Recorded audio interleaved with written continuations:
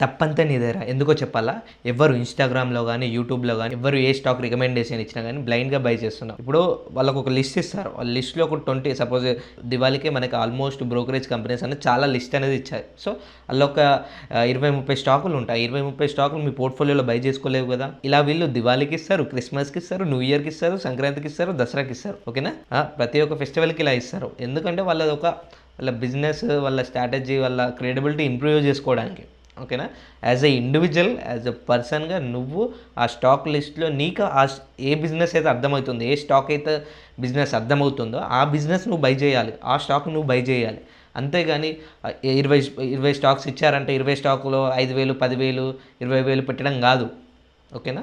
So, first ఆ లిస్ట్‌లో నీకు ఏ బిజినెస్ అయితే అర్థమవుతుందో ఆ బిజినెస్‌ని అనలైజ్ చేసి, బిజినెస్ కంపెనీని అర్థం చేసుకొని, దాన్ని కన్విక్షన్ బిల్డ్ చేసుకొని దెన్ ఇందులో ఇన్వెస్ట్ చేయాలన్నమాట. This is not a short term game. ఇది 1 day game, 1 week game, 1 month game కాదు ఇది. Okay, it's a long term process.